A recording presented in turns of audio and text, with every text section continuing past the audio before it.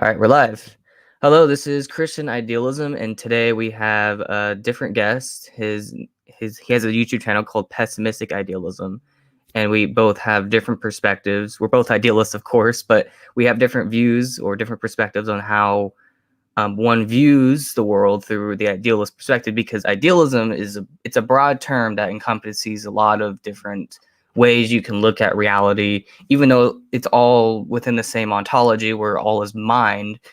There's different ways you can kind of think of how that works. And so that's kind of what we're going to discuss today. So first off, let's kind of, I guess, get into what your view is on or your version of idealism that you find the most plausible. Sure. So hi, I'm Pessimistic Idealism. I hold some form of absolute idealism. And with that, I mean that reality as such is the stuff of sentient experience. So it's not necessarily that everything is experienced by particular selves or individuals. Rather, it literally is experience. So it's essentially much more abstract in that sense, rather than like, okay, I'm perceiving the cup. Okay, the cup is something that is perceived, therefore it exists. Rather, it is something, any particular object that you essentially pick out of immediate experience, that is an abstraction from the whole. And once you do that, you start to get into contradictions and things, and you could really only resolve those as soon as you start to incorporate the entirety of the context of that object. And as soon as you do that, you start expanding, enveloping yourself in a greater context. And that's when you reach a kind of absolute. And the contents of that absolute are the stuff of sentient experience. And everything is internally related to everything else. So it's a kind of monism in that sense. But interestingly enough, I hold that mind and matter to both be abstractions from themselves to some degree. So I don't take either as being ontologically fundamental. Rather, I say that mind is an abstraction from experience, and experience is an improper abstraction from itself, essentially. But we could get into that later. Yeah. But that's just my general overview. Okay, so basically, I mean, I can understand what you're saying. So it's not it's not our minds per se that are fundamental, and it's not really matter that we perceive as fundamental. It's more like they both come from this deeper layer you call experience, right? So this experience itself, would you say that there has to be a subject that experiences the experience, or is it like subconscious content, like the contents of experience? Is that so? What I divide experience into several, like imagine like a nesting of different kinds of layers of things. So I have a little diagram right here. I could post it later on my channel or something, but essentially there's there's three distinct layers of experience. There's one that I call immediate experience, which is ontologically fundamental. okay? And then we get conscious experience, which is inherently relational. And then we get self-reflective experience. And that is where you get self-consciousness and you get more abstract judgments and things of that nature. Now, when I speak of immediate experience, I distinguish it between conscious experience and relational experience. And conscious experience is nested within relational experience, and relational experience is nested within immediate experience.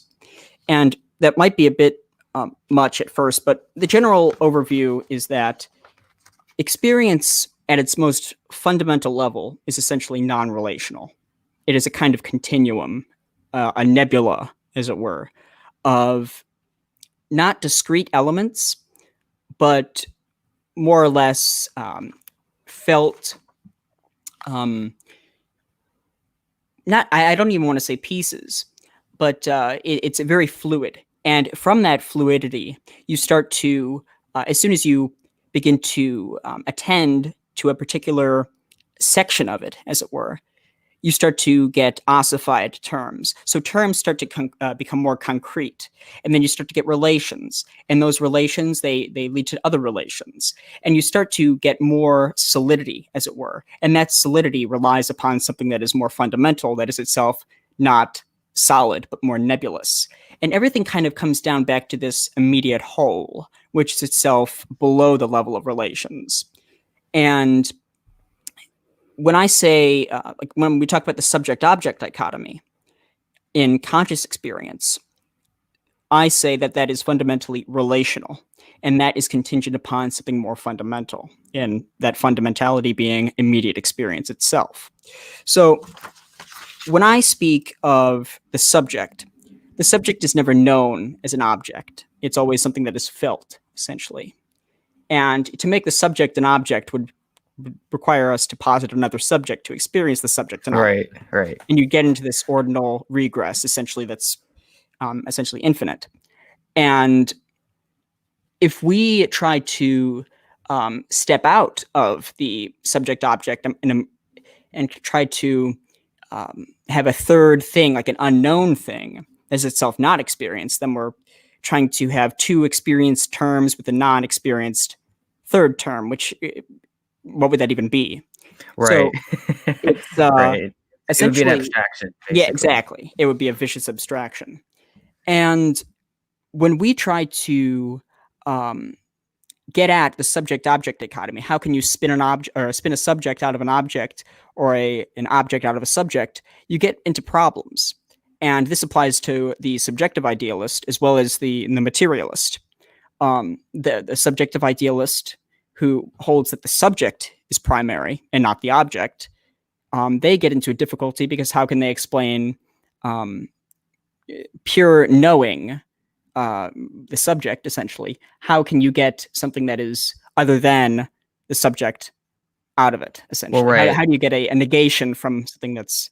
Well, the other thing I should point out is like we have, like, for example, if someone were to get knocked out, for example, right? If they don't have knowledge of their experiences, then that doesn't really make any sense. It's not self-reflexive in the sense of I know that I'm breathing or I know that I experience what I experience.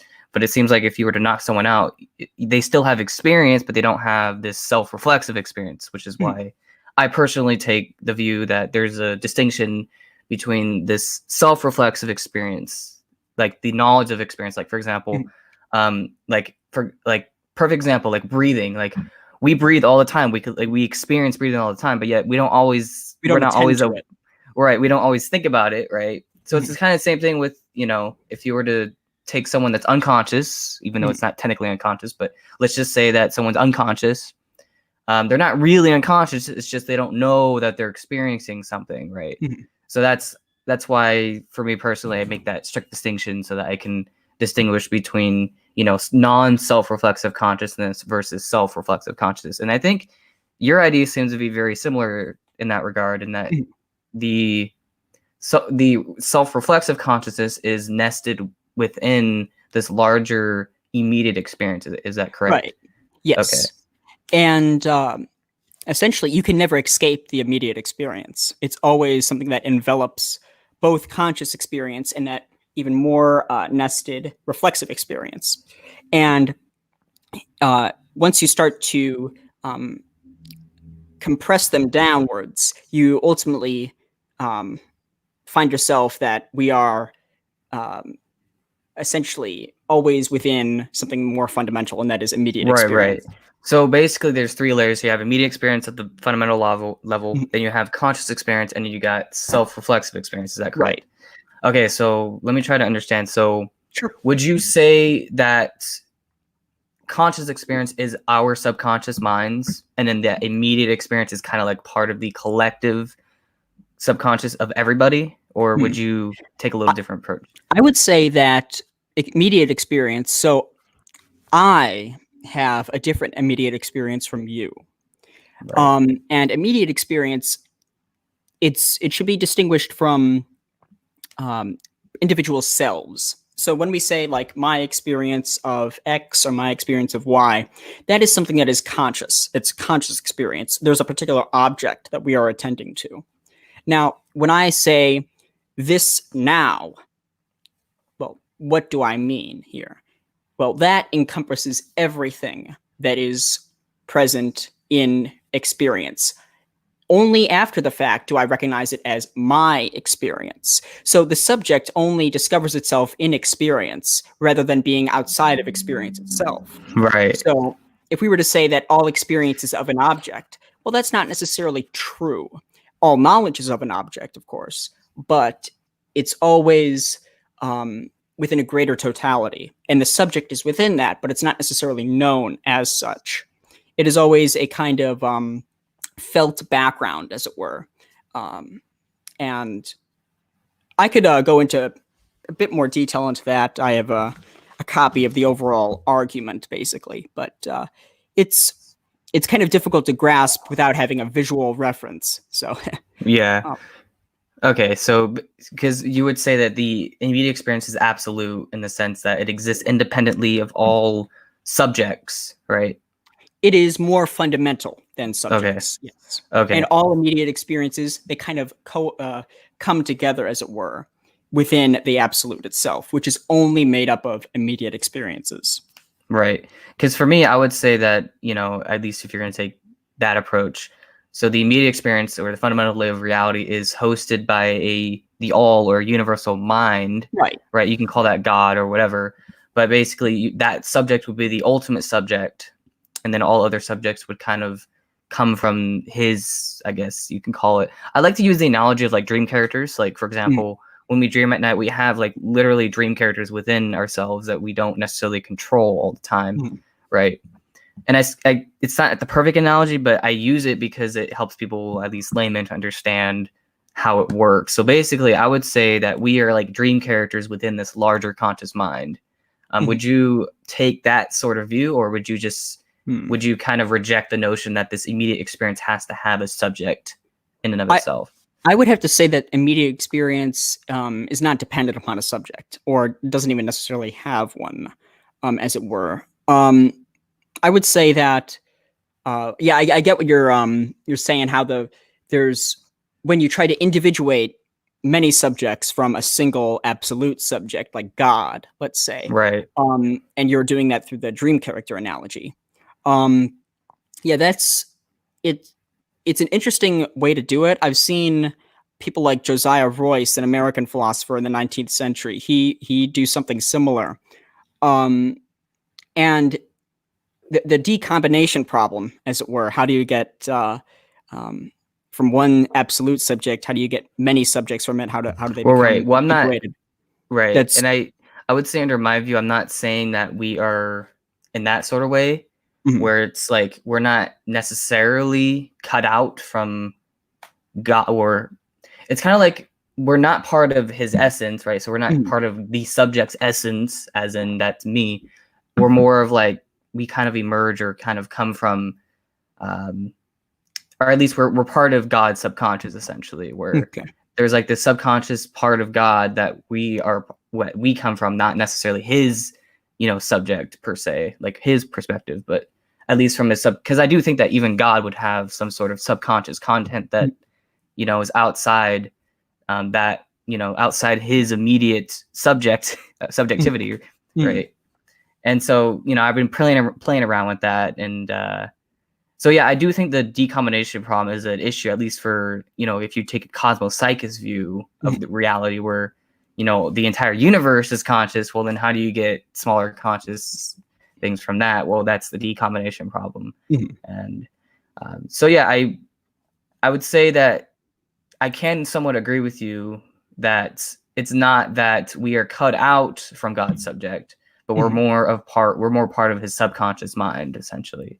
And from there, we have a perfect analogy, which is dream characters. Like, we have dream characters every night that literally are not really part of us, so to speak. They're like literally, you can call them like different conscious beings, but they stem from our subconscious.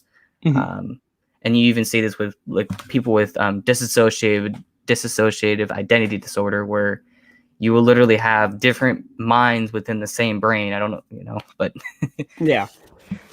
So yeah, it is very interesting to think of that, because I would agree that you can't, technically speaking, you wouldn't be able to break down one subject into multiple subjects, because that's the decombination problem. But perhaps you could say that the absolute subject has subconscious content from which other subjects could come about. What do you think of that idea, if you don't mind? I think it's definitely possible. Right. I think it's in principle. I think it's possible. Now, how we would go about trying to develop a internally consistent argument with explanatory power that is not dependent upon like brute facts and things like that, or unexplained aspects that are just taken as given, essentially. Right. No, wait. From there, I would simply, I mean, you could read Richard Swinburne's work. He kind of argues for God from that. So, I mean, he's not an idealist, but I would take sort of his principles, like, you know, why is there, you know, because under at least if we're taking your model, and I'm not using this to criticize it, but no worries. How would you get self-embodied moral agents from your model? Like, it doesn't really like, it seems like you can just have the immediate experience with no other conscious subjects within that immediate experience. So how would, I know you could explain it, but it doesn't make the prediction that that would occur. So what would be your answer to that? So let's see here. I actually have, I'm just going to consult this actually. So when we talk about subjects and objects, we talk about two discrete things, and they are in some sort of relation with one another. And terms and relations, so in this case, one term would be object, another term would be subject. Right. There would need to be some kind of relation between them. So if object and subject are both experienced, there has to be an experienced relation between them. Otherwise, how could there be any relation? Now, if there's an experienced relation between object and subject, that implies that there's some kind of whole that is unifying both of them together.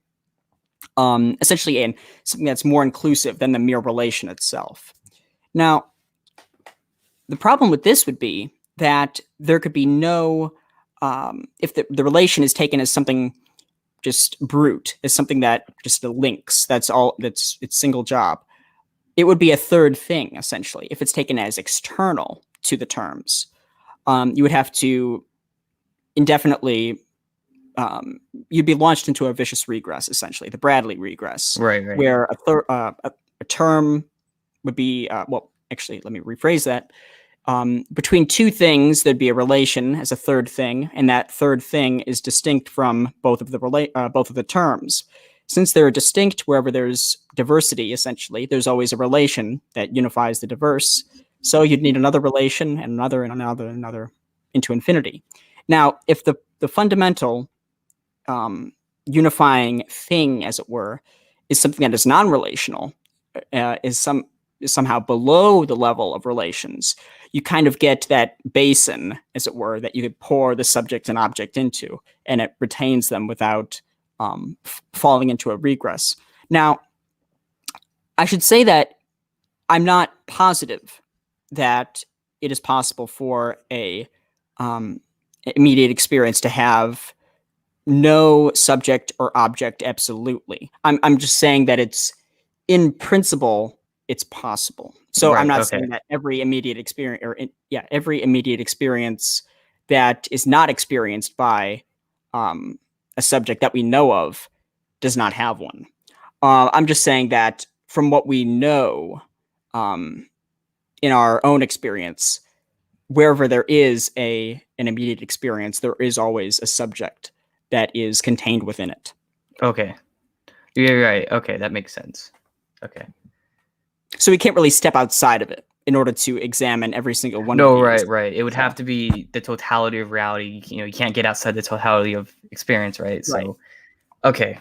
So, all right. Well, that sounds good then. I think we both, I mean, we may have similar disagreements, at least with Christian theology, but at least we can come to that agreement that, so we have objective idealism. Now, I'm trying to figure out, like, what's the distinction between objective and absolute, because I feel like they're very like I don't really see it's a kind of distinction. yeah, it's difficult.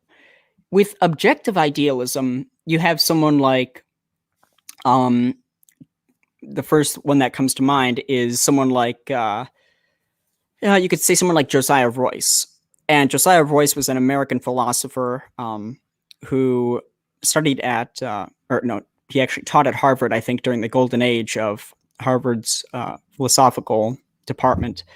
And he held that reality itself was ultimately the experience, as it were, of a single divine being of sorts. Right. And That would be my view. So yeah, yeah. he held that the subject-object dichotomy was ultimately fundamental. And you do get this ordinal regress, where you have one subject that knows an object, but at the same time, though, it knows itself knowing the object. So you have another subject, and you get this regress. But he says that it's not vicious. And he accepts it, saying that, well, it's just this infinite being, so it's able to do this infinite thing, as it were. But Right. also, he had some very interesting arguments regarding the nature of judgment and truth in order to back this up. So his argument essentially ran along the lines of this: in order to explain truth and error, you would have to ultimately posit some kind of infinite thought that contained the object as well as the judgment of what you're trying to of what you are judging, essentially. So he Right. ultimately said that a divine being is ultimately necessary for the explanation of truth and falsity. And he held an older view of judgment and truth. Rather than it being propositions, he held that judgments were ultimately the bearers of truth and falsity. And the truth maker would have to be contained within an infinite thought that we tried to grasp at. So judgment is always a volitional activity, and that volition always requires an object. Well, what would that object be other than an object within something larger? And that larger thing either is correctly identified, which would make the judgment a true, essentially, or it would be false, and that would mean that the judgment failed to reach its object, but nevertheless sought for an object. And ultimately, that object would be contained within God's thoughts. So it Right. was actually, I'm butchering the argument, of course, No, but that's it fine. was Yeah. within his seminal text, "The World and the Individual," and it shocked American philosophy because everyone was like, "Holy crap!" Many people thought it was sound when it first came out, and he was praised as being one of the first to actually develop an argument with this much power, that with its conclusion being an infinite being, to solve. He said the only other option was absolute relativism, and that's contradictory for Right. truth. You can't have that kind of absolutist relativism. No. Right. And the other option, the only other option, would have had to have been some kind of infinite thought.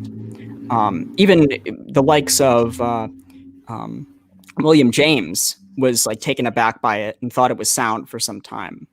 And he was an American pragmatist, similar to Josiah Royce. He had similar pragmatic tendencies, but that's along the lines of what we mean by objective idealism. There's this absolute subject that thinks thoughts, and we are essentially contained within his thoughts. So there's this divine being, as it were. No. Right. Right. Well, I would take that sort of view, except I would still say that we were part of his subconscious thoughts, not necessarily his direct thoughts, Mhm. but we're still part of his subconscious content. So yeah, I mean, Right. other than that, I would hold pretty much that view. And then it seems like absolute idealism seems to be that there's like this substance we call immediate experience that isn't contained by a subject. Is that correct? Let's see. Now, there's many different kinds of absolute idealism. Right. And in one of my recent essays, I haven't published it anywhere yet, but probably the most diverse aspects of absolute idealism come from McTaggart. So J.M.E. McTaggart, famous British idealist. He was most famous for his essay on the unreality of time, which has had a huge influence, especially in analytic philosophy. And then you have someone like F.H. Bradley. Now, F.H. Bradley was also a British idealist who was writing at a bit of an earlier time, in the 1870s up until like 1914 was one of his last works. James McTaggart, he wrote a bit later into the century. And the two of them had very different conceptions of what reality was. Now, McTaggart, he held an absolutist view that essentially culminated in a society of selves, as it were, that are essentially perceiving each other and perceiving themselves. And it's almost like a network, as it were, a society of loving selves. So a perception is, in McTaggart's view, always a kind of act of love, an act of unity that binds together two subjects. And a perception is a fundamental act, and it contains also its object. McTaggart's system is most thoroughly developed in his magnum opus, The Nature of Existence, which I think came out in 1920. I know the second volume came out in 1927. I think 1921 or 23 was the when the first volume came out. But essentially, it's identical almost to I think what's his name, Hoffman. I think Douglas Hoffman, or what's the he's like a scientist, like evolutionary biologist. I think Donald Hoffman. Donald Hoffman. That's his name. What's funny because I just emailed him like yesterday asking him. I wanted clarification on dream characters, but So yeah, I do know who he is. I actually use some of his lectures in my videos. So I'm assuming Donald Hoffman would also be an absolute idealist if he's sort of going that same route. Yeah, it would be like it's interesting because absolute idealism, there's like the pluralists and or like a personalist, that is. So reality is made up of persons. And so with his conscious agent theory, I'm assuming he would be a kind of personalist in that sense. Yeah. So a conscious agent would be a person, and we're perceiving conscious agents, and we ourselves are conscious agents. So it's very similar to McTaggart's theory. And interestingly, McTaggart's entire system is one long deductive argument, and it's several thousand pages long. It involves only, I think, 2 or 3 empirical premises. Jeez. One is that something exists, and the other one is that what exists is differentiated. And from there, he essentially develops this giant argument about what qualifies, or what could qualify as a substance, what requirements must a substance have, and ultimately he reaches the conclusion that the only possible substance is one that is reflects the nature of conscious selves. And that's a very the argument is really, really long, and it actually does not depend upon his theory of time. So that's actually just a side note that is convenient if it is true, but it's not essential to his theory. Now, with absolute idealism, there's not a God that is perceiving everything.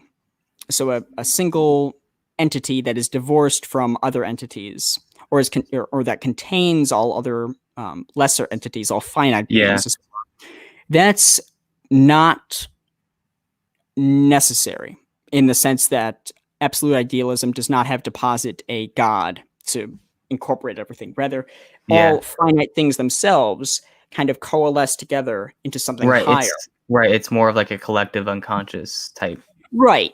In the sense of a conscious, unconscious, that would kind of imply a conscience, or a conscious, consciousness that envelops that. No, yeah, that Uh, sounds very similar to Bernardo Castrup's idea, because actually Castrup uses a lot of the same um, arguments, not arguments, but he references Donald Hoffman a lot, mhm, and he basically had the same idea where yes, there is a mind at large, but this mind at large is not God per se, because it's not mhm, like a perceiver in and of itself. It's more of it contains all conscious agents, but it's not mhm, itself a conscious agent, right? So it's mhm, I do have certain arguments for why that's not necessarily the case. If you watch some of my videos, I talk about relativistic quantum mechanics and mhm, how there's something called the combination theorem, which is where if you have two or more systems of conscious agents, that will itself be a conscious agent, and then you just keep on going up and up and up.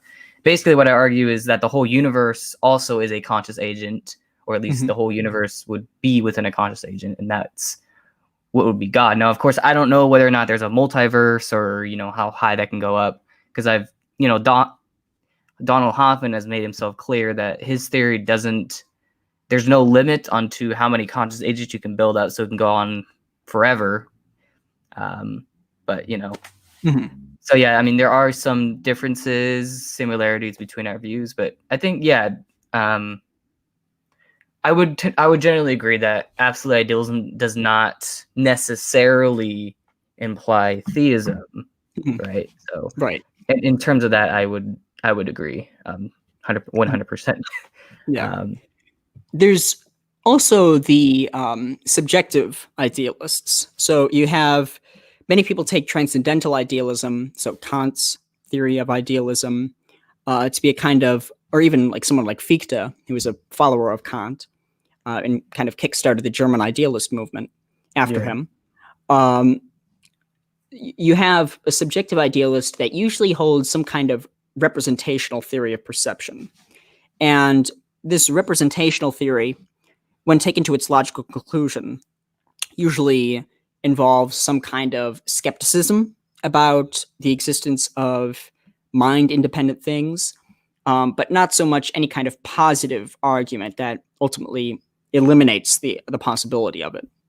And with this, you have many people take Berkeley, uh, the good Bishop Berkeley, as a subjective idealist, which is not necessarily the case. He'd be more of an objective idealist because he holds that God is essentially the all perceiver that perceives everything, and presumably himself as well.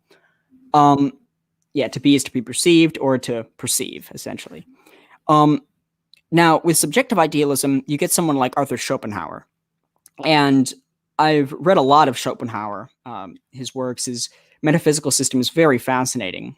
And he lays out his arguments for idealism in the most clear cut form in the second volume of his chief work, The World as Will and Representation, chapter or section one, that is, which is he titles The Standpoint of Idealism. And I actually have a copy here, it's very short, of one of his chief arguments. His argument essentially rests upon this dictum: no object without a subject. That's his theory. right. I expand upon that. It's often been misinterpreted as implying some kind of egocentric predicament, which is okay. It's not destructive to the theory itself, but many people interpret it differently or incorrectly. But this is one of his arguments that he lays out. And I also put it in standard form as Yeah, you well. can go ahead and present it if you want. True philosophy must at all costs be idealistic. Indeed, it must be so, merely to be honest. For nothing is more certain than that no one ever came out of himself in order to identify himself immediately with things different from him.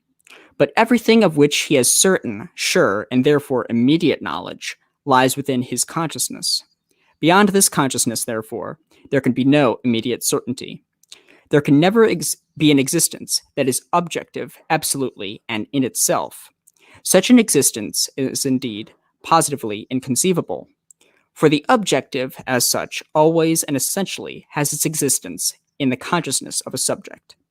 It is therefore the subject's representation, and consequently is conditioned by the subject, and moreover by the subject's forms of representation, which belong to the subject and not the object. So this train of thought, there's a lot of ideas that are going along here, but I essentially tried to condense it down into a simple, let's see, how many premises?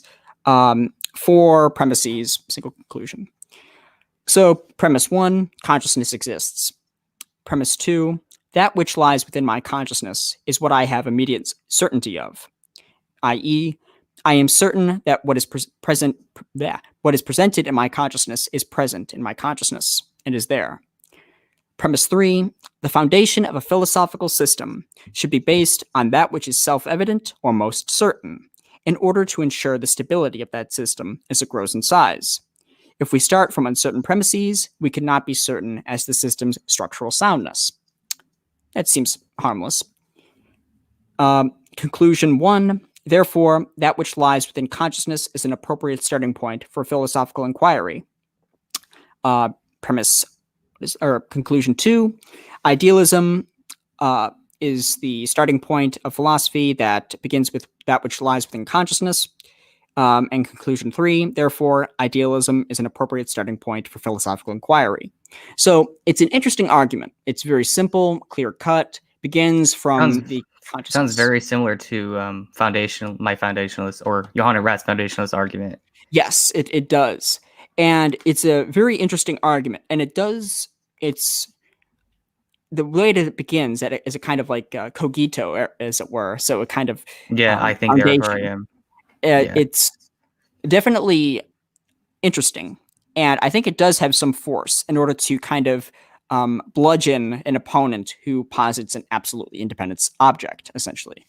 However, one of the premises where it says consciousness exists. So there's many people say that eliminative materialism is self-refuting. Now, I would say that it does. It is ultimately self-refuting. However, there's ways that it can escape from that accusation. So it could talk about propositional attitudes and how our beliefs about certain mental states or physical states that are ultimately incorrect. So we might be talking about what we think are psychical states, when in reality they are simply just physical states. But at the same time, though, you could parry that with saying, well, what is this illusion, and what's the illusion appearing to or for? What's this illusion for? Right. And that would be for a subject. And it's an interesting argument. I don't think it has as much power as other arguments that are available. One argument that I ran along this line was one that I used in defense of Thomas Nagel in his "What Is It Like to Be a Bat" essay. And it actually involves a bit more of a, it's a bit longer, and it involves the relationship between subjects and objects. And I ultimately agree that there can be no object without a subject, but at the same time, though, there can be no subject without an object. The two are mutually presupposing and are contingent upon one another. And essentially, I can go over this as the following, as a kind of continuant of what Schopenhauer and the subjective idealist is getting at. Now, this is no positive proof that there is anything outside of, or there is something outside of conscious experience. Rather, it cannot be an object for us, for our knowledge. And let me just grab that. Here we go. So this is essentially what Schopenhauer is trying to get at. Premise 1, all knowledge is a relation between a knower and something known. Premise 2, that which knows is a subject, and that which is known is an object. Conclusion 1, therefore, all knowledge is a relation between a subject and an object, and that is from premise 1 and premise 2. Premise 3, that which is known has the property of being that which is known by a knower. Conclusion 2, therefore, an object has the property of being that which is known by a knower, and that is from premise 2 and premise 3. I made sure to derive every single one of these to make it, because it's valid, essentially, the argument. Premise 4, that which knows has the property of being that which knows something known. Conclusion 3, therefore, a subject is that which has the property of being that which knows something known. And that is from premise 2 and premise 4. Premise 5. That which has the property of being that which is known by a knower is necessarily an object for a subject. Conclusion 4. Therefore, an object is necessarily an object for a subject. Premise 6. That which has the property of being that which knows something known is necessarily a subject that has an object. Conclusion 5.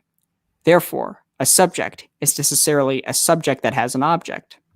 Conclusion 6, or more of a corollary that is, that which is not an object for a subject is not an object, because an object is necessarily an object for a subject.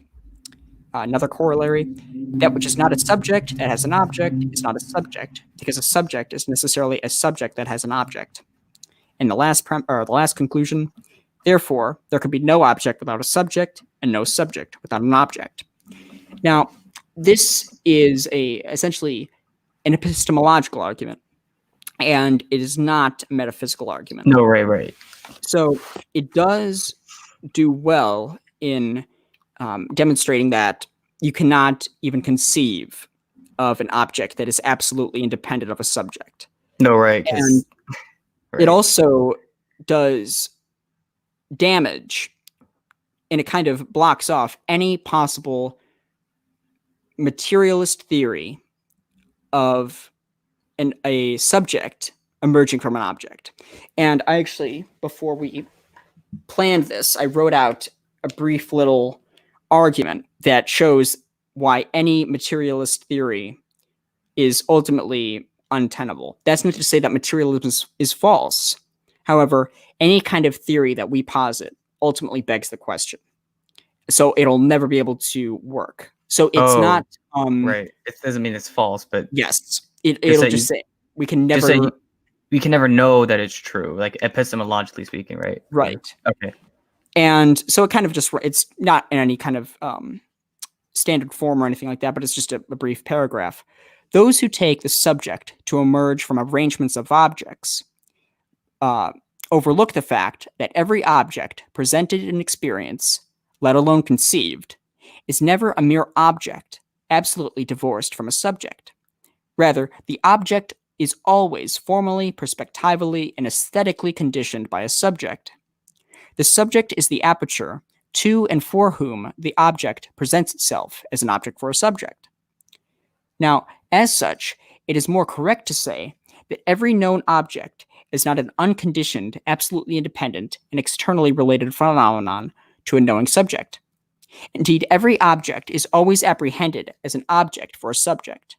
It is therefore impossible, in principle, for any subject to construct a theory that demonstrates how a subject, absolutely independent of an object, can emerge from an object absolutely independent of a subject. Because any object that is absolutely independent is not only inconceivable, but also any theory which attempts to do so would be in fact deriving S from the formula S plus O, rather than a mere O. And this mere O is a false abstraction from the formula S plus O.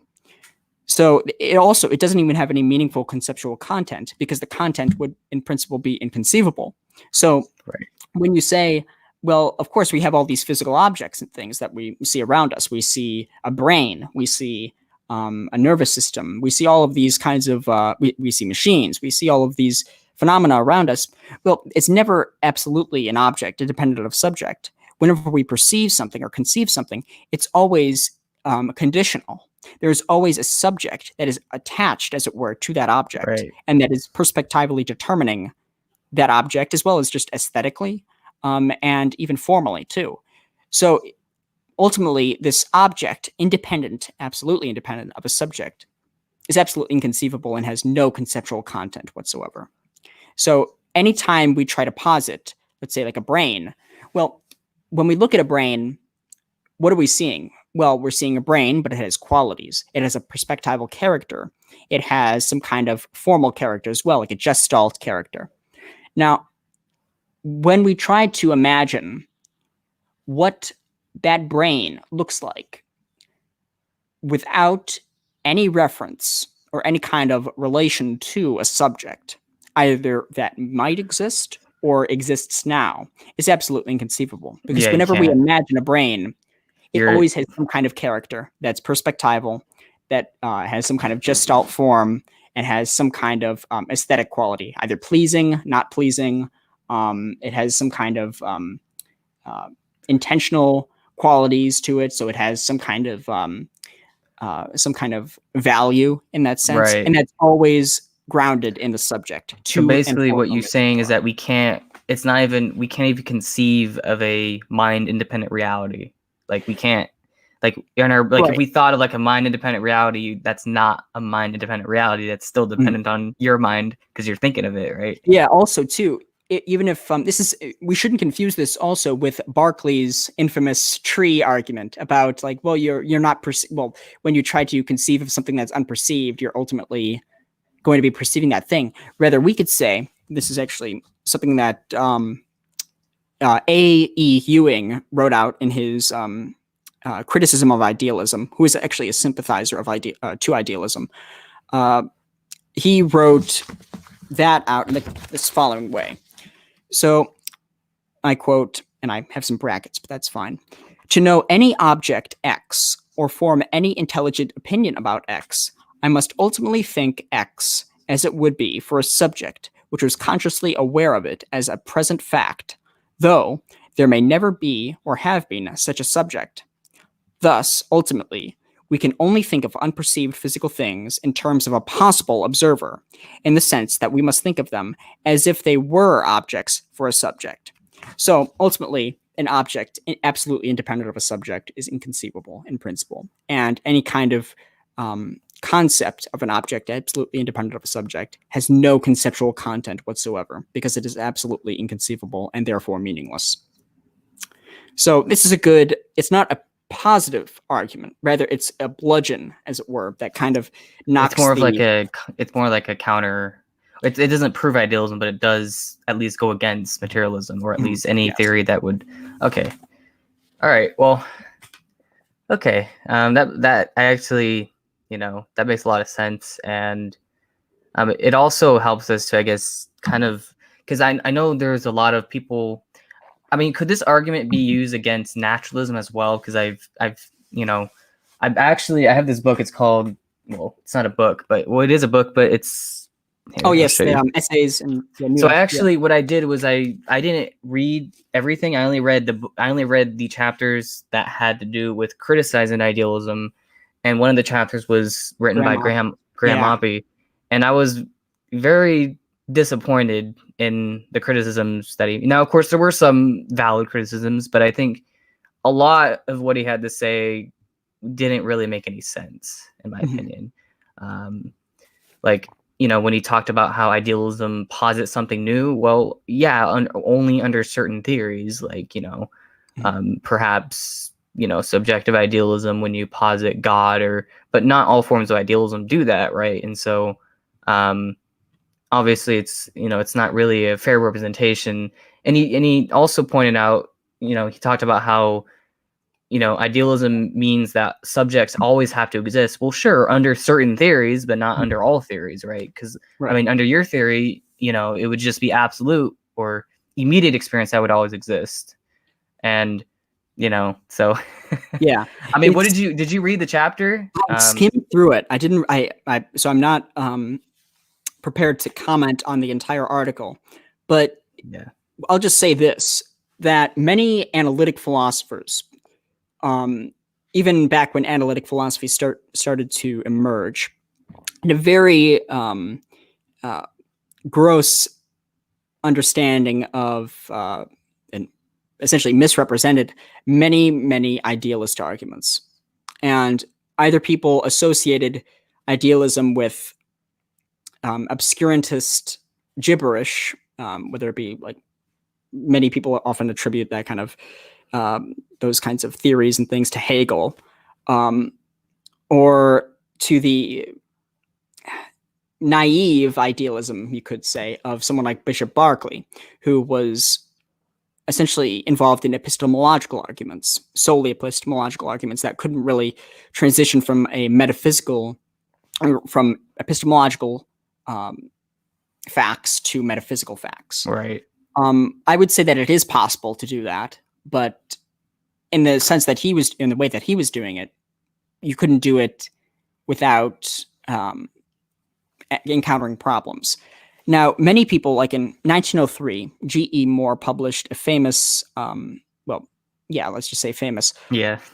article in Mind titled "The Refutation of Idealism." Yeah, and I've read that multiple times, and it's complete garbage. Yeah. I'm not like. Here's the thing. I try to be fair to critics. Like I try to be fair to philosophers, but this was not good at all, in my opinion. So I guess we can pop that up and see. Yeah, sure. I actually have. I did a bit of. You want to screen share it real quick? Hold on. Let me Sure. see if I can. Okay. Just.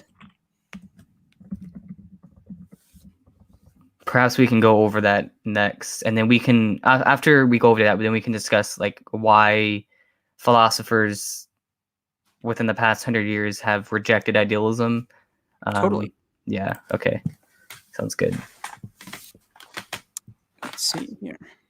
So, are you going to be pulling up the? Yeah. So you have to share screen. Oh wait. Oh, okay. Yeah, just share screen, and then I'll pull it up. Okay, cool. Let's see here. Let me just get it like that.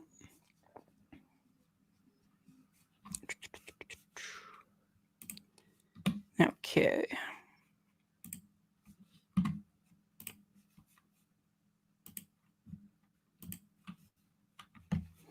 Okay. So let me just move over here.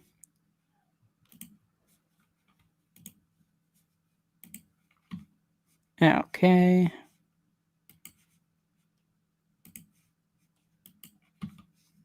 So is it working? No, I don't see it here. Just can you share screen? Yeah, just. Yep. You have to go on StreamYard and share screen it from there. All right, there we go. And let's see. That's actually another one. I'm gonna hit stop and then do the other one. Okay. Let's see.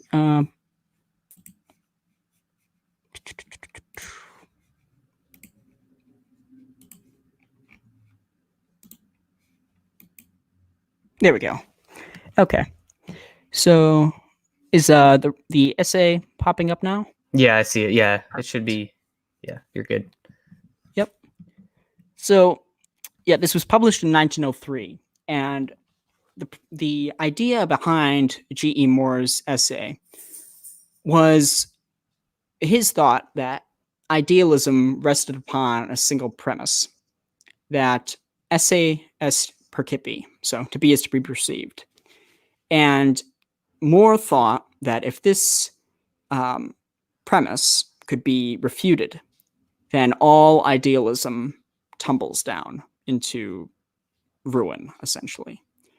And in this essay, Moore essentially combines all theories of idealism into a single homogeneous, absolutely monolithic group of philosophies, which is something that you should never do, especially with idealism, because there's so many different kinds.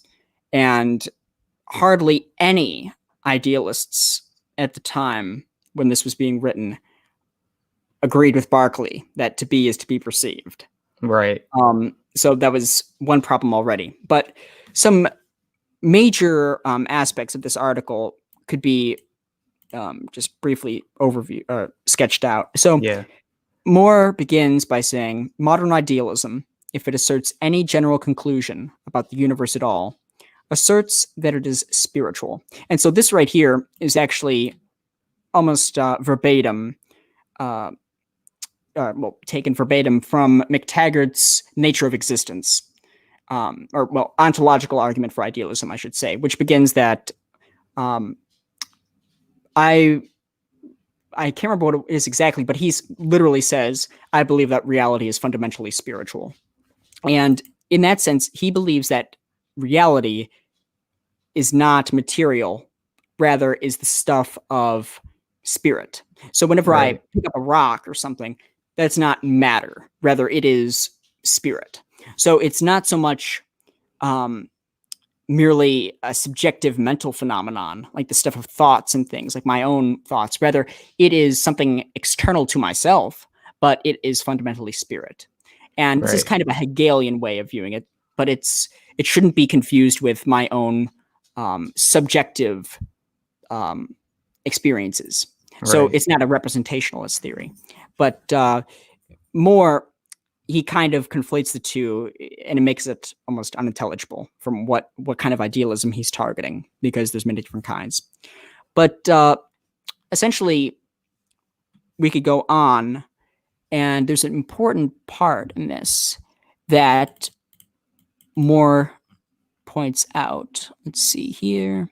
So essentially, he goes on to say, well, that idealists hold that reality is different from what it seems. Moore is famously known as the philosopher of common sense, along with someone like Thomas Reid. Yeah.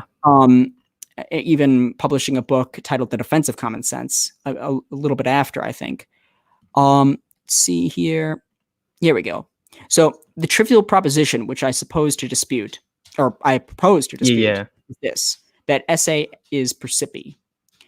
This is a very ambiguous proposition, but in some sense or another, it has been widely held that it is, in some sense, essential to idealism. I must, for the present, merely assume. So he does admit that he merely assumes it. What I propose to show is that in all senses ever given to it, it is false. And the arguments that he ultimately makes are ones that attempt to distinguish the act from the object of perception. And I hold that the act and the object are both abstractions, so I would be immune to this attack. However, even I'm pretty sure that Berkeley even made sure to distinguish the fact that there is an act and then there's an object. But that's besides the point now, I think. But when you try to distinguish the act from the object, what do? Well, you ultimately posit another object. Well, let me just say this. So there's a distinction that is often made between something known as primary and secondary consciousness. So primary consciousness is the kind of everything, this what I hold to be immediate experience. So it's just everything, this, here, now. Everything that I have some relation to experience-wise. So from a heartbeat, the sound of it, to the sound of birds chirping outside, even though I'm not attending to it. It's not an object of intention. It's not an intentional object, as it were. It is not something that I have focused specifically on. Like, for example, this microphone right here. I am attending to it in conscious experience. It is the object, and I am the subject. But there's so many other phenomenon that are whirling about around me, essentially. There's birds, there's different sounds, all of that. There's proprioception, so the feeling of my sitting down right here, things of that nature that are not attended to, but nevertheless are included within this whole. Now, that is primary consciousness. Secondary consciousness is often associated with discursive judgments. And when we try to distinguish the act from the object, we ultimately enter into secondary consciousness. And in doing so, we transcend primary consciousness. So we already escape from that fundamental whole and enter into something that is higher and immediate, as opposed to the immediate. So already, when we do that, we already escape from this continuum, as it were, and we are applying a judgment to an abstraction from the whole. And we cannot say then that to be is to be perceived, because as soon as we cannot say that there's a distinction between the act and the object that is ontological, in the sense that there's a metaphysical separation between the two. Rather, it is already a discursive abstraction, one being an abstraction from the object, and one being an abstraction from the act itself, and both of which are abstractions from the whole that is contained in immediate experience. So essentially, the argument does not work if you posit something more fundamental, but it does work if you hold that the subject-object dichotomy is fundamental to some degree, or that there is no distinction. I should say there is no distinction between the act and the object, but there is a distinction, but it is an abstraction. So there's many ways you could go about it, but we could just say that ultimately G.E. Moore, he rescinded the article. He after it was pointed out by some, especially in The Nature of Thought, Brand Blanchard, he has a famous passage that discusses the act-object distinction and says that if you posit an object, that every object of consciousness is always something independent of the act, then you start to have floating toothaches. You have like Sherlock Holmes wandering about in some void somewhere. You have like Little Red Riding Hood like wandering about because they're independent from the act of consciousness itself. So as soon as you start to separate the act from the object, you can run into problems. And what would give one the right to say that, well, it's some but not others? Well, as soon as you do that, you're starting to engage in, some would say, special pleading, but it's ultimately, I believe, unwarranted to say that the act-object distinction implies a separation between the two. So Moore, in this article, he separates them, and that is problematical. But that's basically the overall article. Wow. So And this is what philosophers has been the same argument for the past 100 years. And yeah, and let me just read off some of this here. So it's also found in what's his name, Bertrand Russell, in his Problems of Philosophy. He puts forth similar arguments. Interestingly, he also attacks Berkeley rather than attacking someone like someone much more gifted, I think, in these kinds of arguments, like F.H. Bradley or even McTaggart. right. He also emphasizes the distinction between act and object. But it's also important, too, that this was not the only argument involved. Now, there was an American philosopher named R.B. Perry, and he was one of the leading heads of the American Six, or the New Realists, who sought out to rescue philosophy from the presumed erroneousness of idealistic subjectivism that they believed that all idealism was implicated in. Now, one of the most crucial arguments that was used against the idealist position by the New Realists was the so-called egocentric predicament. And this was put forward by the American philosopher R.B. Perry in his 1910 article, The Cardinal Principle of Idealism. And in this article, he asserts that the idealist standpoint is based upon a faulty epistemological thesis. And this is what I quote Perry right here. This strategy of idealism depends on the adoption of a certain initial standpoint. The world must be viewed under the form of knowledge. So, to go on, Perry holds that the idealist fallaciously moves from a tautology. Every idea, object of knowledge or experience, is an idea, object of knowledge or experience, to the proposition that everything is an idea or that only ideas exist. In a swift strike at idealistic arguments, Perry picks out Berkeley's arguments from his famous dialogues and Bradley's find any piece of existence argument from Appearance and Reality. We could go into that later.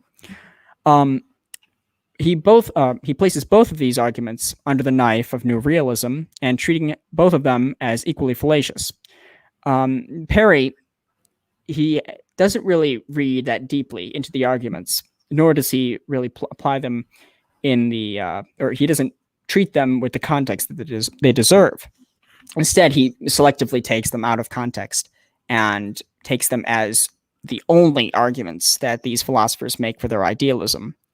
Now, for Berkeley, this is more, one could say that it's much more weak, essentially, his argument. But Bradley, he offers dozens and dozens of arguments to back up his position. But the problem is, though, they're very scattered throughout all of his texts. And they all rest upon a single conception of reality and a notion of truth, too. But that's besides the point for now. Now, Perry,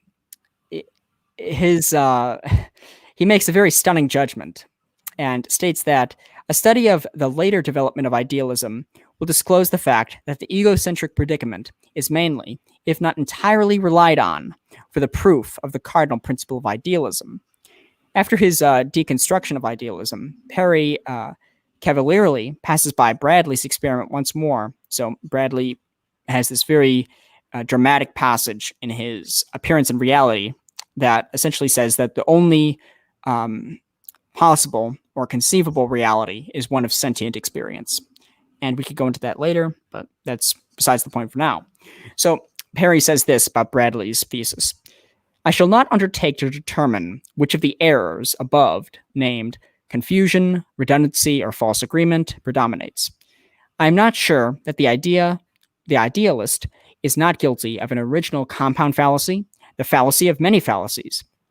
I may be permitted to observe in this connection that idealists have to an astonishing degree neglected the proofs of their cardinal principle. Mr. Bradley devotes about 2 pages to what is the most important and almost the only positive contention of that book, Appearance and Reality, contains. So, yeah, famously, many people say that Appearance and Reality, I actually have it right here, is an entirely negative book. And half of the book is spent essentially trying to reduce much of reality to appearance. So what he takes to be appearances include the self, objects and properties, things, causation, activity, motion, space and time, qualities, what else? Phenomenalism, a thing in itself, many things, and relations too. That's very important. Now, in the latter part of his book, which he aptly titles Reality, he does spend, let's see here, I have it. Unfortunately, it is only a couple pages where he essentially explains one of his most important arguments to get to prove that reality is sentient experience. And so I could just, because it is important for this piece here. And let me find it. I just have to flip to it. Here we go. So it is this. Find any piece of existence. Take up anything that anyone could possibly call a fact, or could in any sense assert to have being, and then judge if it does not consist in sentient experience. Try to discover any sense in which you can still continue to speak of it when all perception and feeling have been removed. Or point out any fragment of its matter, any aspect of its being, which is not derived from and is still not relative to its source. When the experiment is made strictly, I can myself conceive of nothing else than the experienced.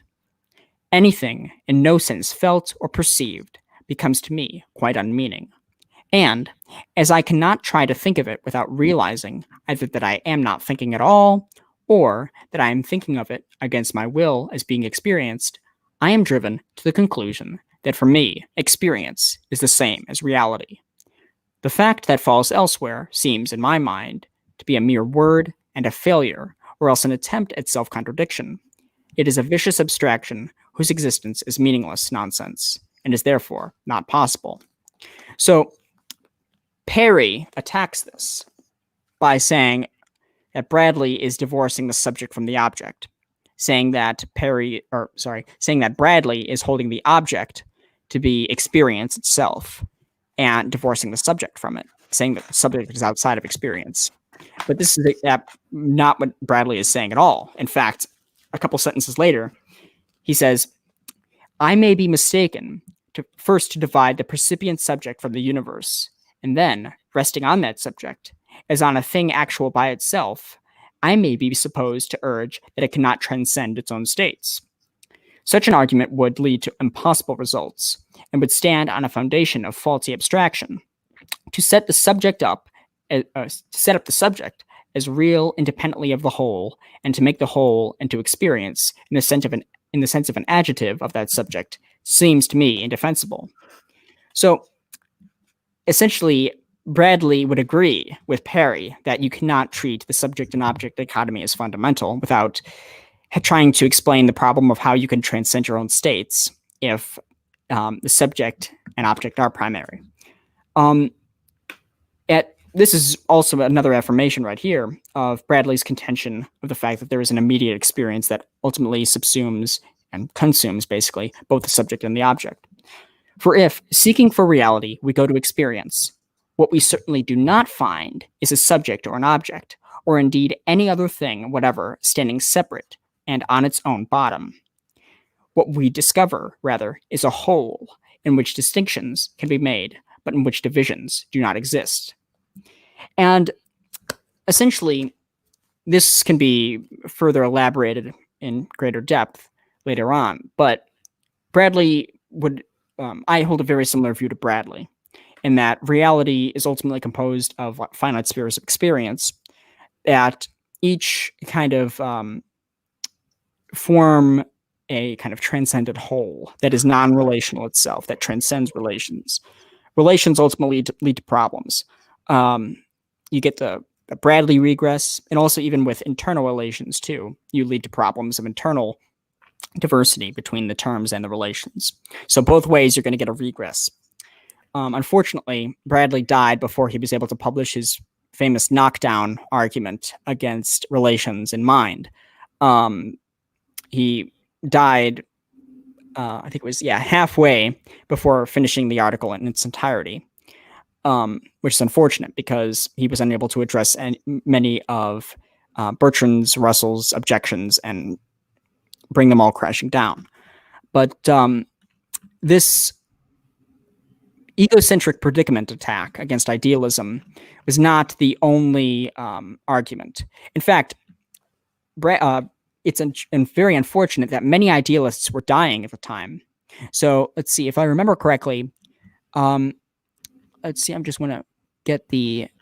So basically what you're saying is by the time basically idealist philosophers at the time were very old. Yes. When all this criticism was coming out, so they had no time to respond, basically. Yes, that's a very unfortunate part. Perfect. I found the dates.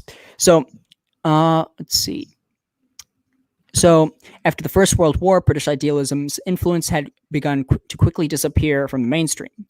The most influential figures of the movement died in quick succession in the 1920s. Bernard Bosanquet, who was a friendly rival of Bradley's, died in 1923. Bradley died in 1924. McTaggart died in 1925, and many others soon followed.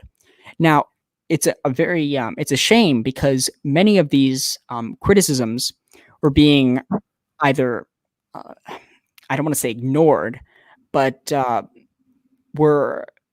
many of them were absurd, just mischaracterizations of idealistic arguments, or I'm assuming that they just never got around to it.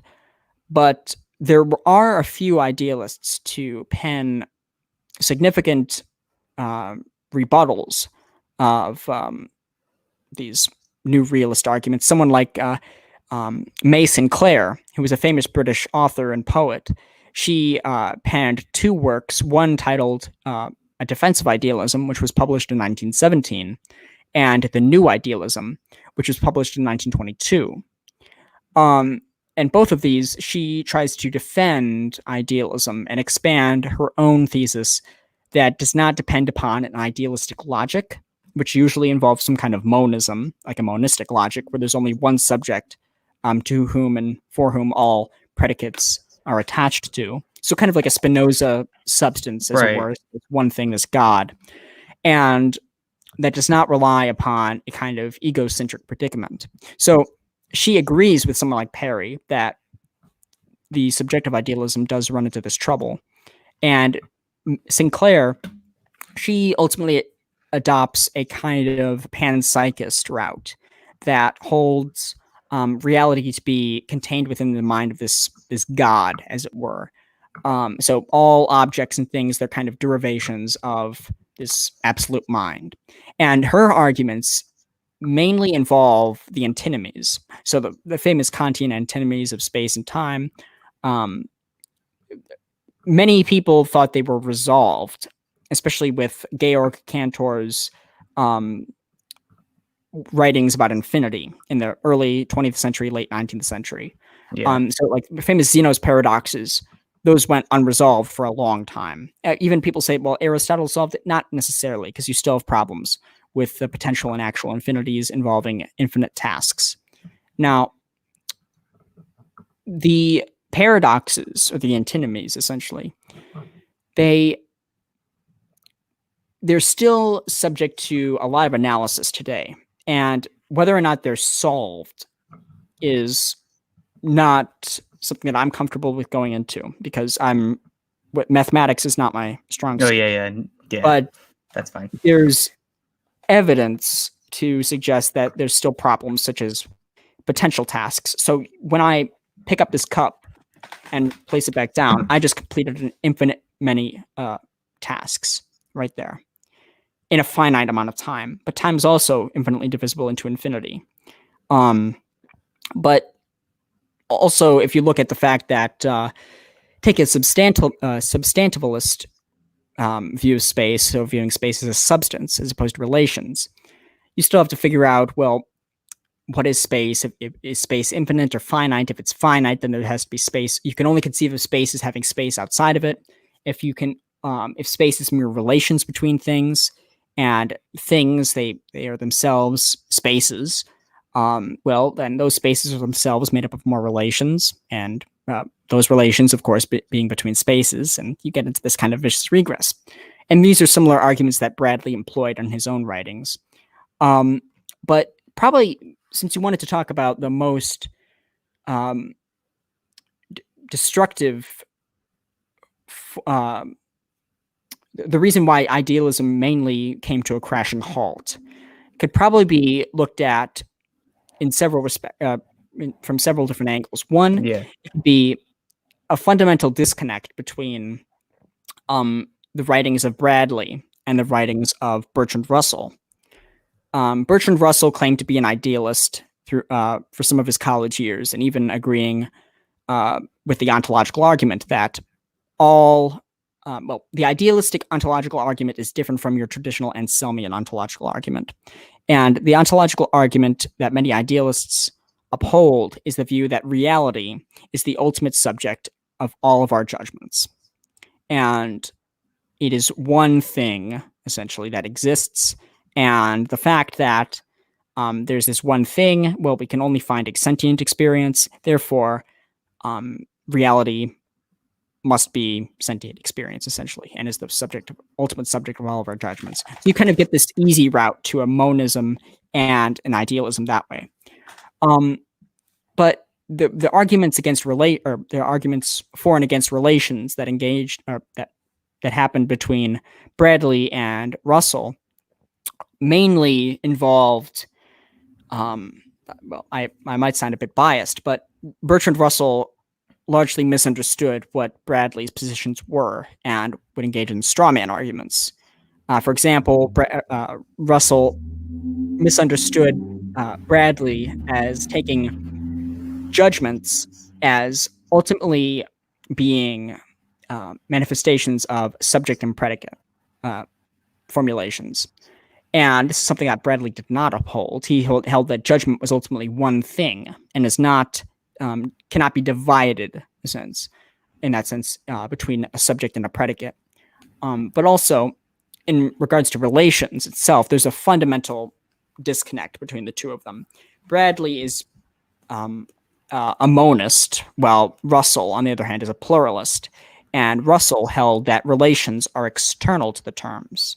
And by that, it means that relations are themselves something that are independent and are not contingent upon the terms that are involved in the relation.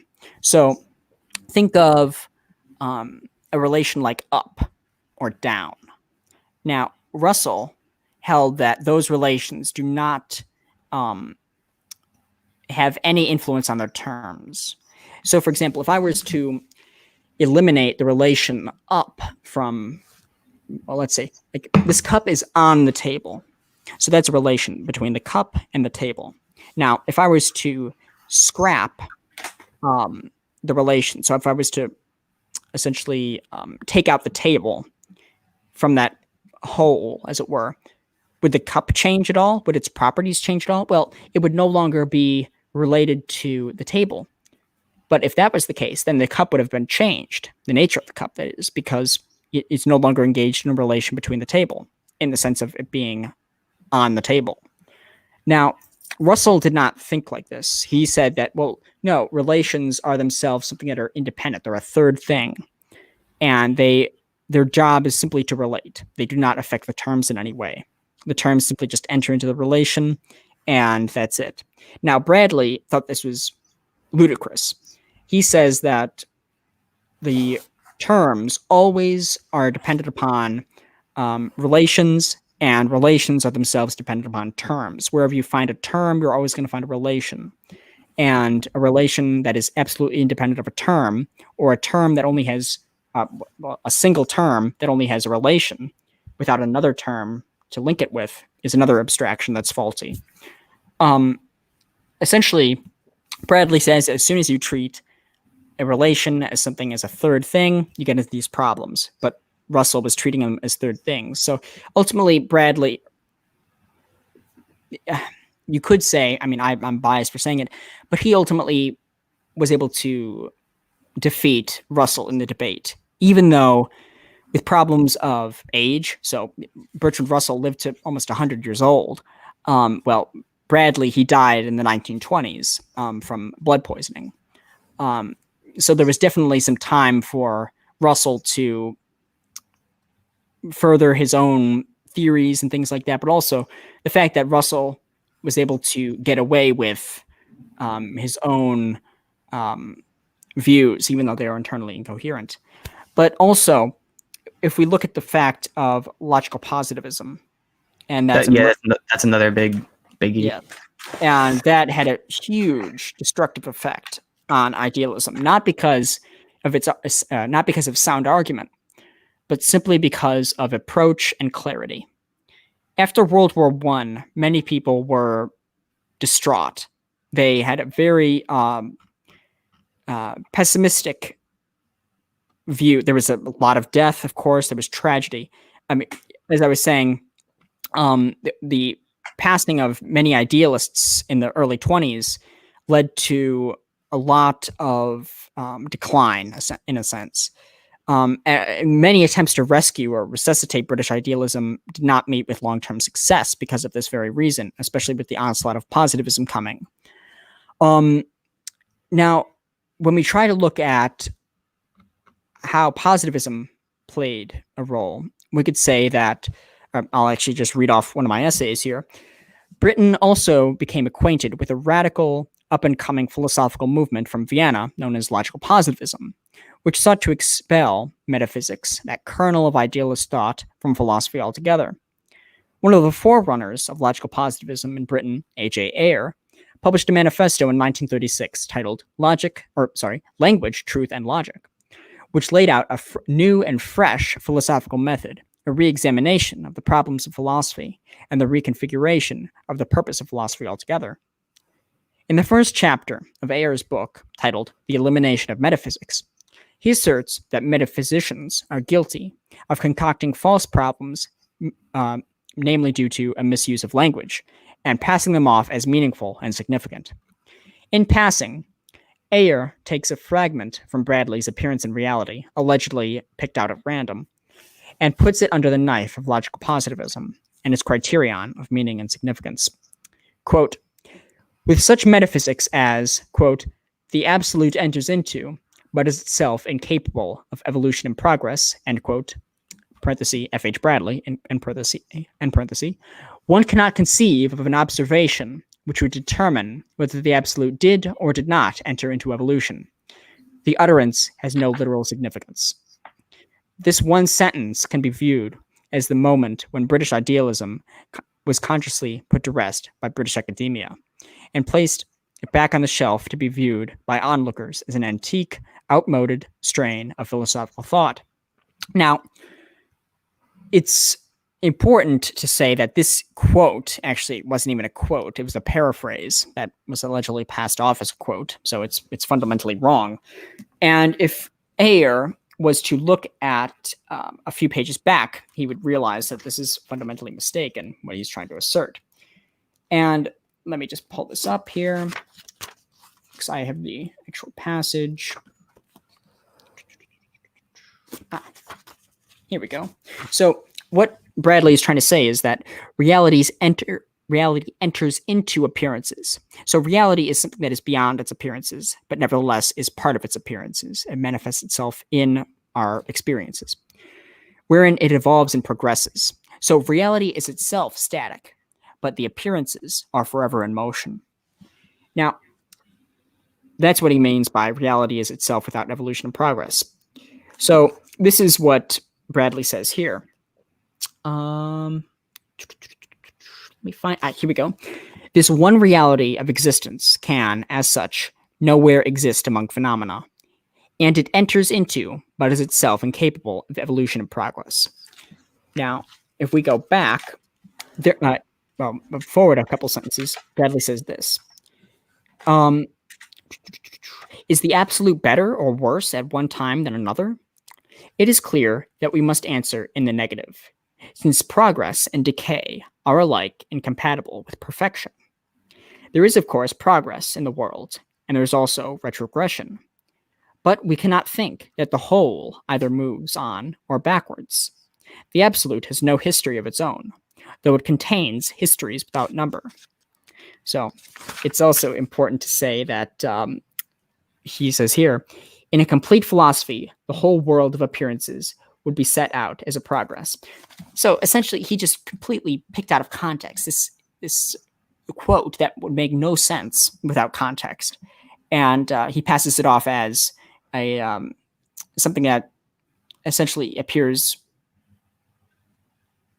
like what is he talking about? Essentially, like Right. if you're talking about evolution and progress, but the static absolute, like what is he saying? Well, you got to read through the entire book in order to understand, but it's essentially this cherry picking and this conflation of idealism with Berkeleyan subjective idealism, basically. So to be is to be perceived, the arguments from the egocentric predicament, which were ultimately malformed, especially targeting idealists who do not even hold the subject as fundamental. You have the act-object distinction, which is ultimately no problem for most idealists. So it's, again, a misapplied argument.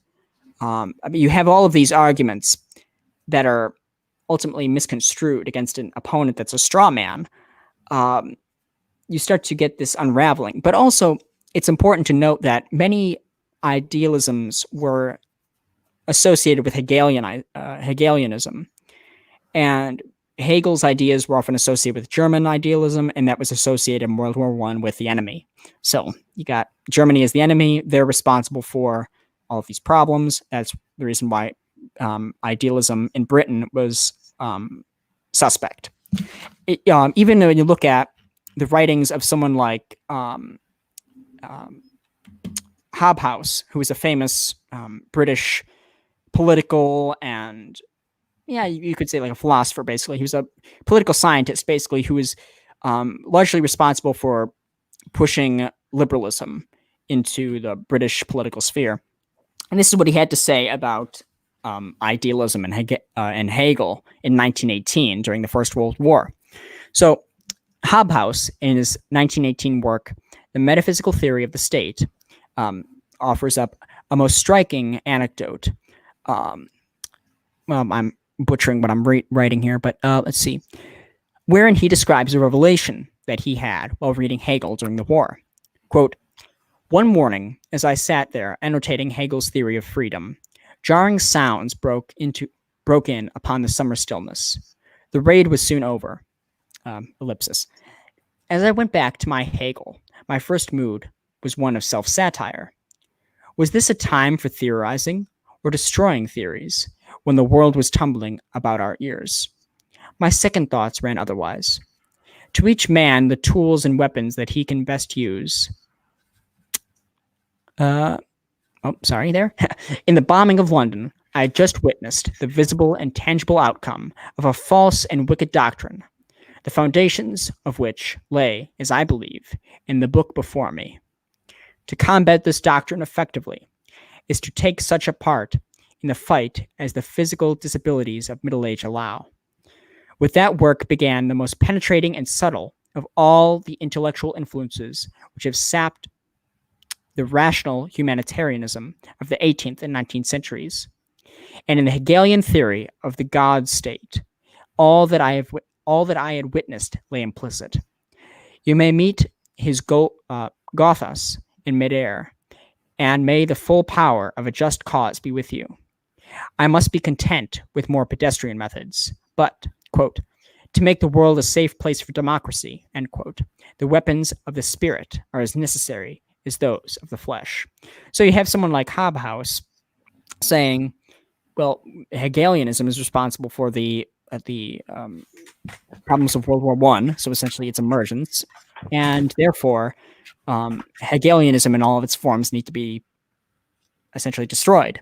So that's another thing, too. People often associate it with idealism, with Hegelianism, especially British idealism with Hegelianism. And as such, you have this odious and malicious aura about British idealism that was pulsating through the consciousness of British academia during World War I. In fact, a famous idealist, R.B. Haldane, who was Viscount Haldane, held a position during the war. I can't remember what it was, but it was an important position in Parliament. And he was actually asked to resign because of his idealism Wow. and alleged German sympathies.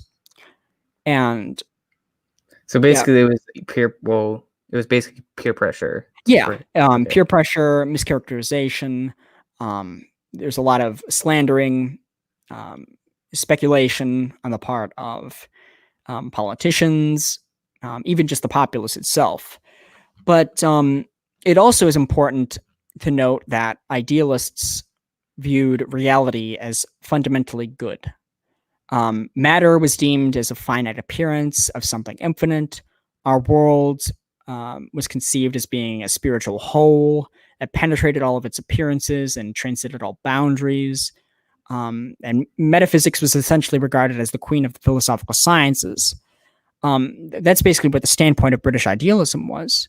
And with World War I, the horrors of that war, essentially coming back to the surface, back to the Britain itself, people seeing the outcomes of it, they see, well, look at this, look at these atrocities, look at the what's going on here. And the fact that some idealists even were supportive of the war.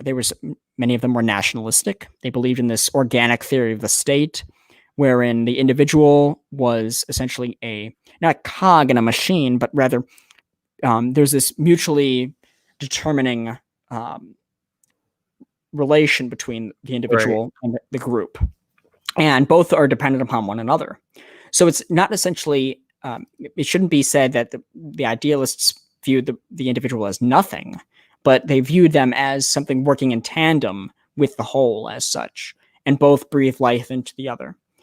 And would you also say that this helps to give the rise of materialism? Because obviously, we can look back at history before World War I. It seemed like idealism was the dominant view, but now physicalism is the dominant view, at least in academia.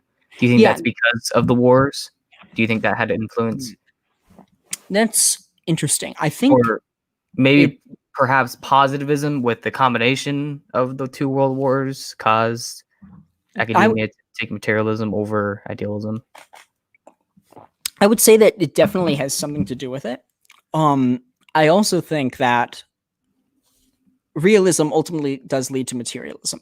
That's, I think, not very controversial, I think. So, I shouldn't say materialism. I should say physicalism.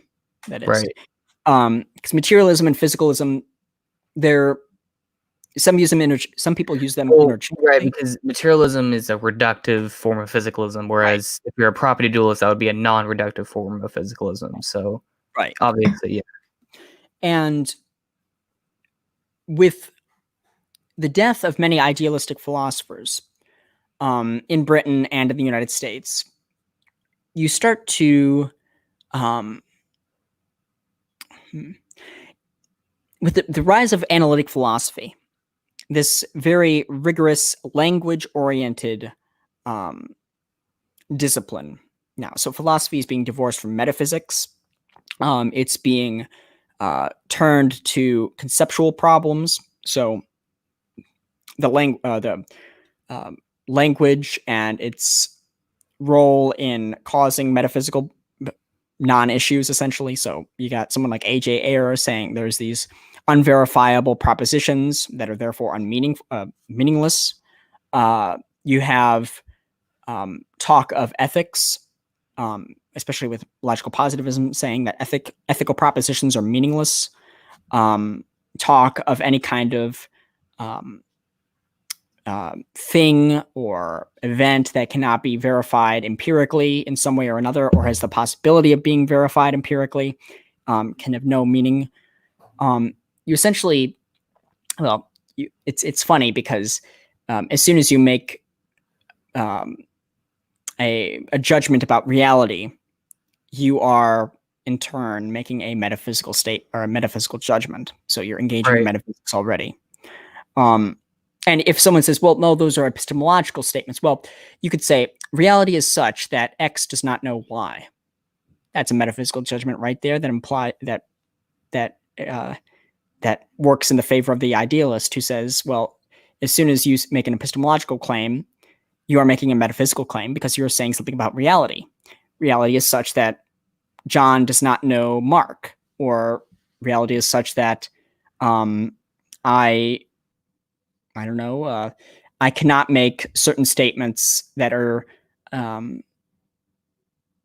about X, but do not have any meaning. So as soon as you start to engage in these judgments, you're predicating something of reality, and as such, you're making a metaphysical judgment. So ultimately, logical positivism, for as much as it hates metaphysics, it's engaging in metaphysics right there. And A.J. Ayer, he says that, well, no, we're not making metaphysical judgments. Yes, you are. Yeah, you are. And this is actually what Bradley specifically says in his introduction to the to Appearance and Reality, when he says that, let's see, to say that reality is such that our knowledge cannot reach it is a claim to no reality. To urge that our knowledge is of a kind which must fail to transcend appearance itself implies that transcendence. For if we had no idea of a beyond, we should assuredly not know how to talk about failure or success. And the test by which we distinguish them must obviously be some acquaintance with the nature of the goal. So, nay, the would-be skeptic who presses on us the contradictions of our thoughts himself asserts dogmatically. So, as soon as you make those judgments, you're engaging in metaphysics, and you're essentially weaving a web of your own making that is metaphysical. So you can't escape. Logical positivism is a mess. So we should just. It's self-contradictory. But I would say that idealism, it fell out of favor. But at the same time, though, theories of mind and those were. It's very difficult because there was a lot of features at play, I think.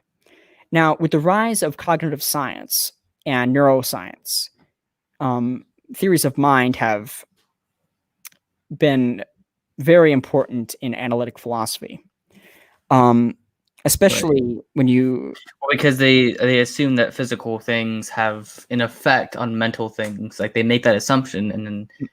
Whereas, it's funny because I was watching a lecture by Donald Hoffman, and he says that physical things, at least under his theory, have no causal powers. Like, it seems like they do, but really they don't. They have no causal powers. It only appears that way because of conscious agents or whatever. So I think they made the assumption that physical objects have causal powers, and so because there seems to be a cause within the brain, and therefore that must cause consciousness or whatever, and so that could also play a role. Yeah, let's see here. So I actually, regarding the relationship between the mental and the physical, so the objective states of mental phenomenon, so the physical state, as it were, you have definitely this correlation, and many people assume prima facie that it is a causal correlation. So one is causing the other. And then you get into this phenomenalism, which most people don't hold. Most philosophers don't hold it because it doesn't explain the fact that there seems to be mental, like volitional activity that is impinging on or not impinging, but it's impinging on the physical essentially. So there's kind of subjective volition or some kind of intention that is altering the physical.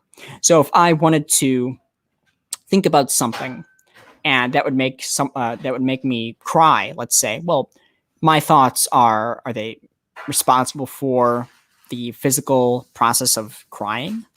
I would say yes. Now, someone might say, well, you're begging the question because you're presupposing that mental processes exist. Now, it's right. You get in these, like for example, like a belief state. Well, is that a physical thing, or do beliefs exist? It's another thing that many people say. Well, eliminative materialism is self-refuting because they do not believe that beliefs are things. They do not believe in the existence of a belief, I guess, a mental state. Rather, they say it's just physical states. But that's besides the point for now.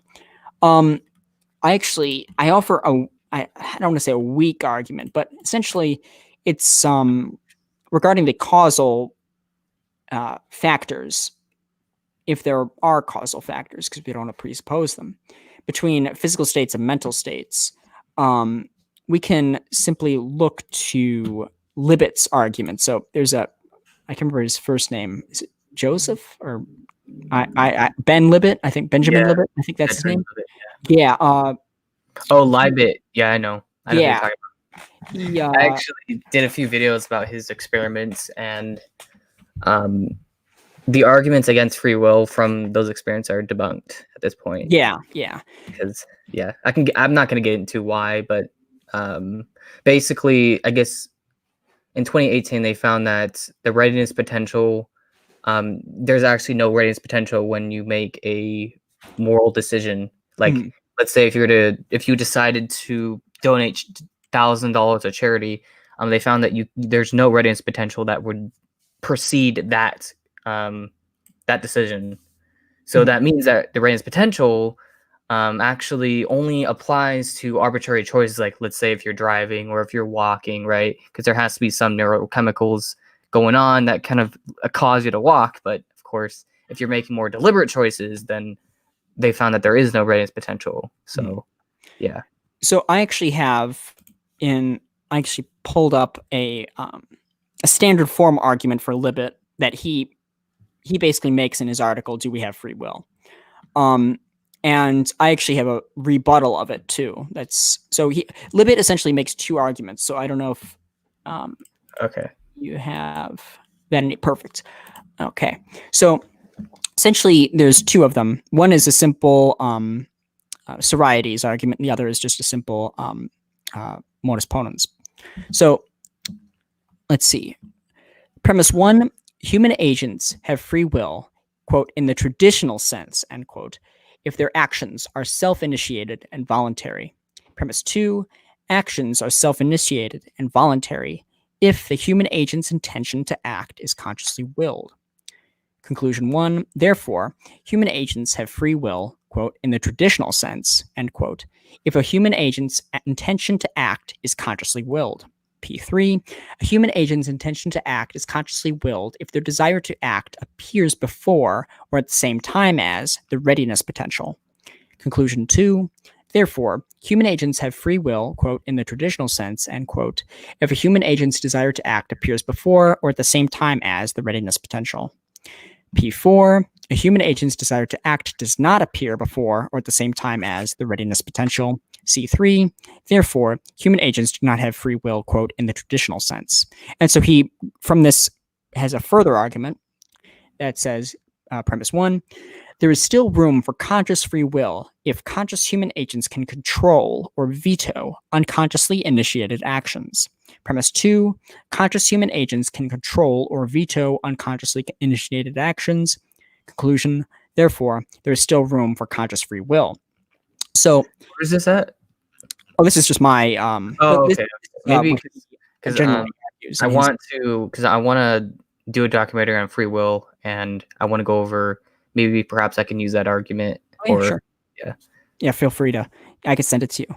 Okay. So, prima facie, Libet's conclusions appear to shake up the foundation of what it means to have free will. Is it I who is freely willing my actions, or is it my brain willing them before I even know it?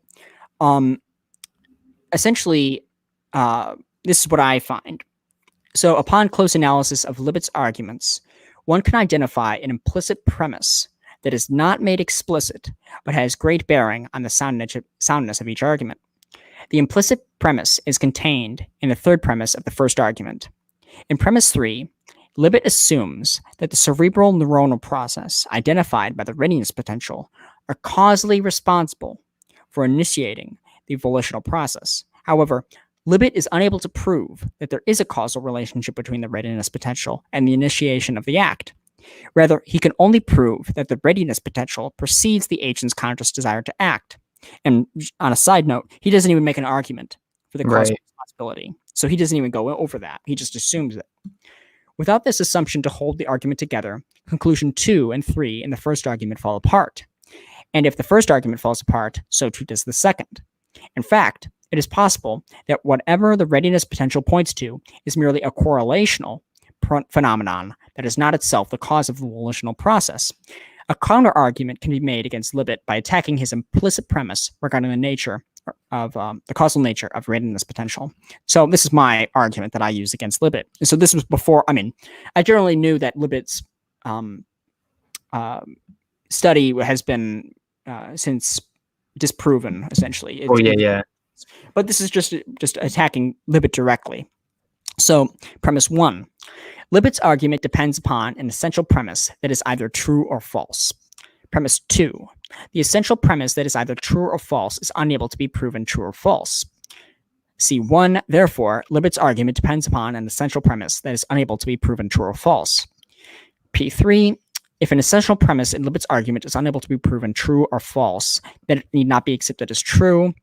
Conclusion 2, therefore, Libet's argument depends upon an essential premise that need not be accepted as true. P4, if an essential premise in Libet's argument need not be accepted as true, then Libet's argument need not be accepted as a sound argument. Therefore, Libet's argument need not be accepted as a sound argument. So this is a very weak response, albeit. Right, yeah. It's essentially, it just picks a hole at an implicit premise that he cannot prove or disprove. So it's a very skeptical argument. It's like one that would, like a Humean would pose against Libet. And I'm not very pleased with it, but nevertheless, it works. It's has some utility of showing that Libet's argument essentially involves an implicit premise that he can neither prove nor disprove, or he just simply assumes. So the fact that he doesn't even argue for it, that's troubling altogether. But the fact that he doesn't even consider it problematic, that's another story, and that he would have to address. Well, he's passed away now, so yeah. I don't even know that. So well, yeah, he did believe in free will even after his experiments. And yes, he did believe that it was we have the power to veto things, and I'm not sure what is if he after the fact of the study, after his initial conclusions, if he changed that up or not. But yeah, even in the study too, he says, well, we do have free will, but not in the traditional sense of free will, because we have the power to veto our unconsciously initiated actions. Right. So. Yeah, because I'm going to work on a long documentary about free will, and I'm going to try to address all the arguments against it, at least the best ones. And I'm going to have to go over Libet's experiments as well, because there's a lot of interesting findings that actually contradict at least the determinist views on that, right? Because if you look up free will on YouTube, it's pretty obvious it's biased against free will. Like Like you have people like rationality rules, like bring up like 2 experiments to debunk free will. It's like, okay, I got like 6 other experiments that disprove what you're saying. So Yeah. it's kind of, but it is what it is. And Yeah. the going back to the relationship between physical states and mental states. Yeah, I sent you I think a couple weeks ago or something. We talked about this, like an argument that I developed. I expanded upon it a little bit, but an argument against any kind of reductive physicalism, and I think it's okay. I don't know what your thoughts are on it. So we talked about whether or not it's similar to the Mary's room argument Yeah. about physical states and physical facts versus non-physical facts. And I said it wasn't. But I actually just popped it up again, the argument generally. I So see. Yeah.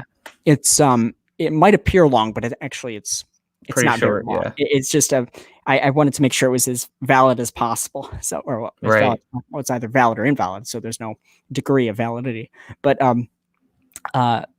it's valid though, essentially. And I would say that it's sound, but that's just my own opinion here. I think all the premises are true. I Yeah. So this is what essentially, I don't know if it's, Maybe we can work on a collaboration video because I yeah, know you have a YouTube channel. We can both present this argument if you want. totally.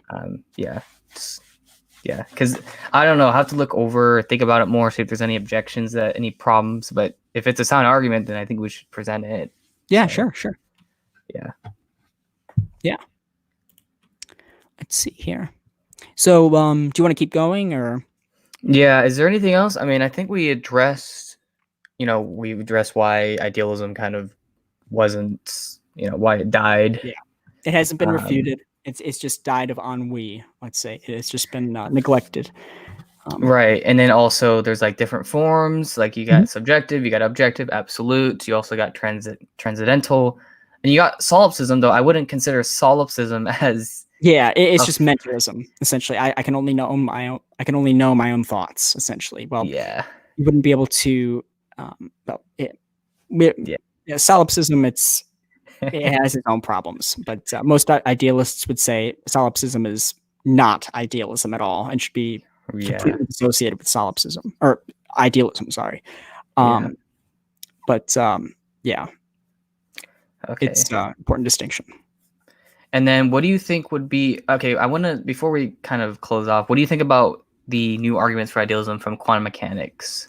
Because I This is a know like people like me, inspiring philosophy, Jan and Rats argue from quantum mechanics that there really is no objective reality outside of consciousness.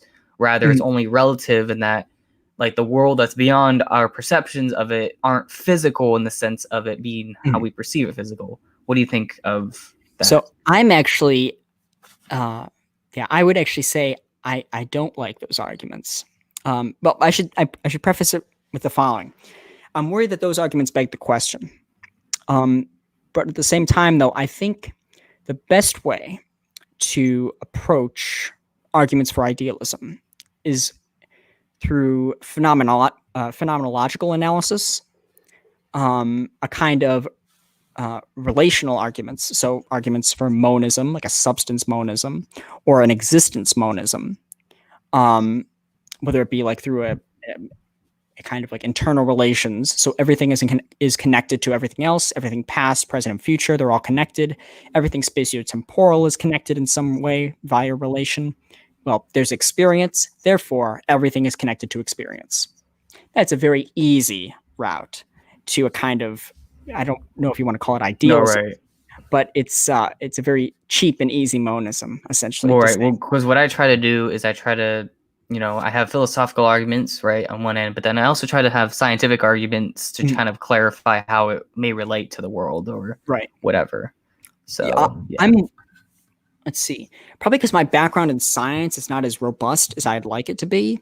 I think that quantum mechanics, it has some interesting implications. However, I think that if we rely upon quantum mechanics too much, that's a danger, I think, because there's going to be constant changes. changes. And one day, I mean, quantum mechanics, I mean, let's be honest, it's going to be an old theory in the sense of it's going to be the same thing as Newtonian physics, right? Because in Newtonian physics, like, yeah, it's true, but it's not really true when you, like, for example, like if you try to apply Newtonian physics to Mercury or even just entanglement, Like the perihelion of Mercury, how you like can't. you literally cannot use Newton's laws to describe how Mercury rotates around the sun, right? Hmm.